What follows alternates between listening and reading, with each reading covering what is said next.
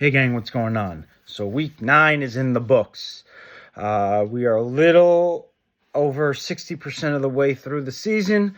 We are getting down to the wire. We're probably closer to about 75% of the season being completed.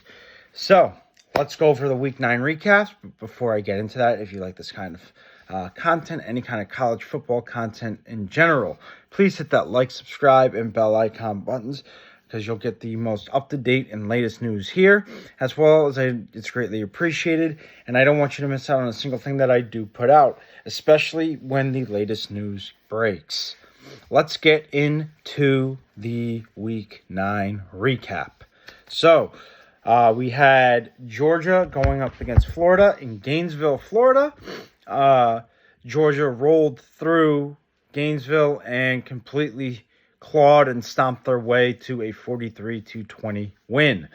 So Georgia remains 8-0 in the moves to 8-0 on the season, 5-0 against SEC teams, while Florida drops to 5-3 and 3-2 against the SEC. With that being said, Florida remains unranked, and Georgia was the number 1 team going into this game. Going into this game, the next game, we've got the number 3 Ohio State Buckeyes versus the unranked Wisconsin Badgers at Wisconsin. So Ohio State came in as the favorite, and they ended up winning that game 24-10.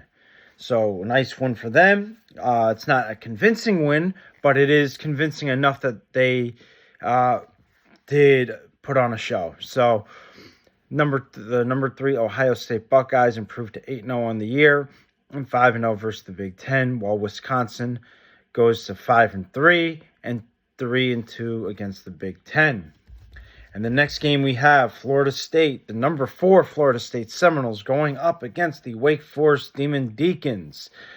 Now, in this game, Florida State was the favorite. They hadn't beaten Wake Forest in quite some time.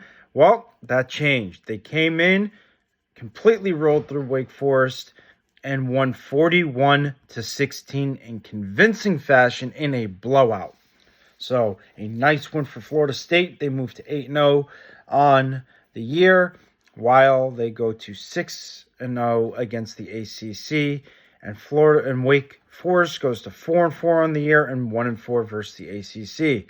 Now, with this win, this gives Florida State a chance to clinch a spot in the ACC championship game. They will have that shot next week to clinch that by beating Pittsburgh at Pittsburgh. If they do, they will get their ACC championship spot. Moving on to the next game, we have the number 5 Washington Huskies visiting the unranked Stanford Cardinal. Now, this was a game I expected to be a blowout. It was not a blowout. It actually was a 9-point win for Washington at Stanford, with the Huskies winning 42-33. So Stanford drops to 2-6 on the year and 1-5 versus the Pac-12, while Washington improves to 8-0 on the year and 5-0 against the Pac-12. Now, getting on to our first upset of the week, we have number 6 Oklahoma going up against the unranked Kansas Jayhawks. This was supposed to be a game Oklahoma should have won outright. They did not even win the game. They visited Kansas and lost 38-33, so they dropped to 7-1 on the year and 4-1 against the Big 12, while Kansas improves to 6-2 on the year and 3-2 against Big 12 teams. With that win, Kansas secures themselves a bowl game. Not sure which yet, but again, you need that 6 wins to get you a bowl game. So Kansas beats the number 6 Oklahoma Sooners. Congratulations to them on the upset. Coming in at the next game, we have number 7, the Texas Longhorns at home versus the BYU Cougars. The Cougars came into this game with a 4-1 record against Texas. Now, they come into that game with that record. Well, that just dropped to 4-2 because they took the L in this game. They lose 35-6. Texas does their job and handles business, while Oklahoma loses. So that's big for for that rivalry and that conference. So the final of that was 35-6. BYU drops to 5-3 and 2-3 versus Big 12 teams. Texas improves to 7-1 and 4-1 against the Big 12. Coming into the next game, we have number 8 Oregon going up against the number 13 Utah Utes at Utah. Oregon came in looking to make a statement, and they did. They had an identical score to the Texas BYU game, 35-6. So Oregon improves to 7-1 on the year and 4-1 against the Pac-12. While Utah drops to 6-2 on the year and 3-2 against the Pac-12. Indiana and Penn State is the next game that we have featured. The number 10 Penn State Nittany Lions took on the Indiana Hoosiers, the unranked Hoosiers, and they won this game 33-24. So, with that game as a win for Penn State, Indiana drops to 2-6 on the year and 0-5 versus the Big Ten, while Penn State improves to 7-1 and 4-1 against the Big Ten.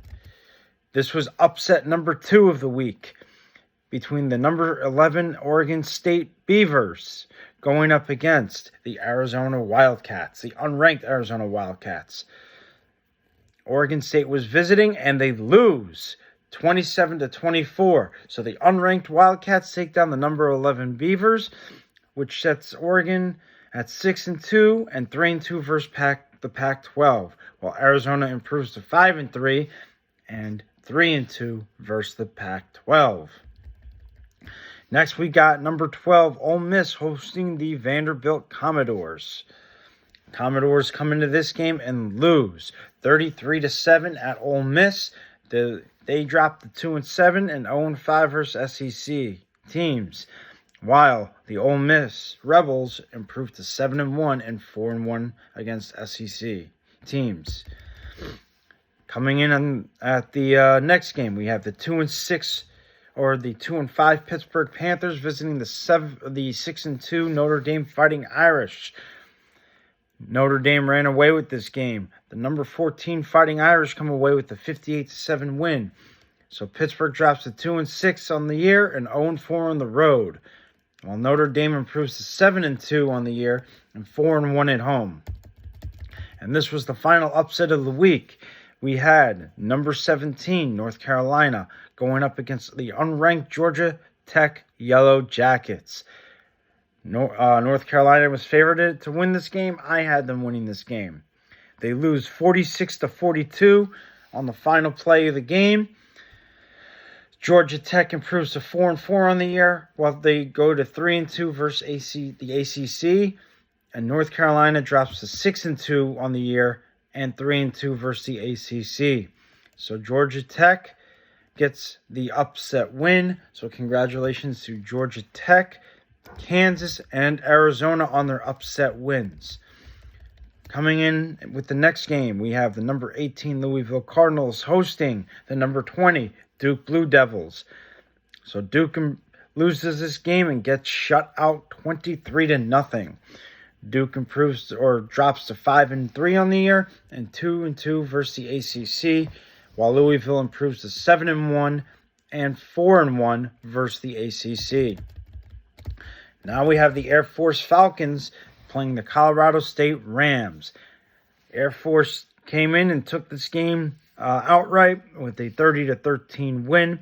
They improved to 8-0 on the year and 5-0 versus the Mountain West Conference, while Colorado State drops to 3-5 on the year and 1-3 versus the Mountain West Conference. We've got the number 21 Tennessee Volunteers being hosted by the Kentucky Wildcats. Tennessee came into this game and handled business, getting the win, but it was a very close win. It was a 33-27 win. Kind of sloppy play from Tennessee. They could have played it better, but it happens. So they win 33-7 and improved to 6-2 on the year, while going 3-2 versus the SEC. And Kentucky drops to 5-3 on the year, while going 2-3 versus the SEC. So that's 3-2 for Tennessee against SEC teams and 2-3 for Kentucky against SEC teams.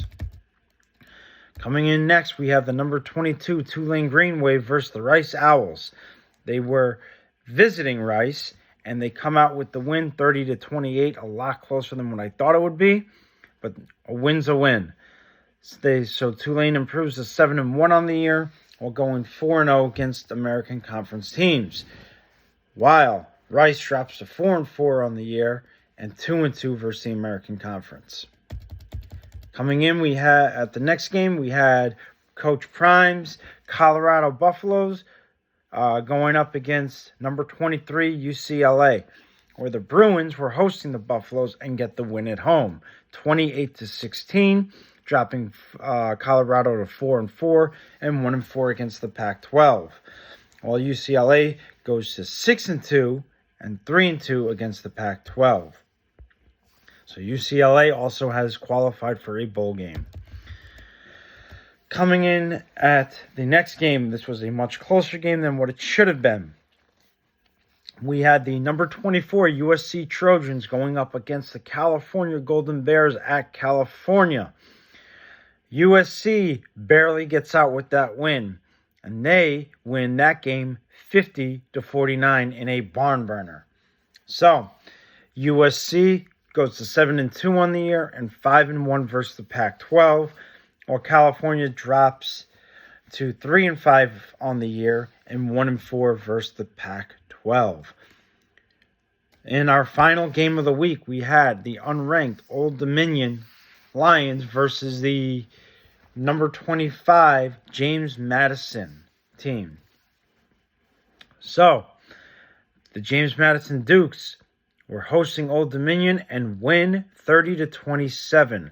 That drops Old Dominion to 4-4 on the year and 3-2 versus the Sun Belt Conference, while James Madison improves to 8-0 on the year and 5-0 versus the Sun Belt Conference. Now, for me, the three games that were the most surprising, but the most intriguing games were the three upset games. In the comment section below, let me know what you guys think. Let me know what games were the most exciting for you to watch. What were the games that were not the most interesting to watch? So until next time, guys, have a great rest of your day, and I'll talk to you next time.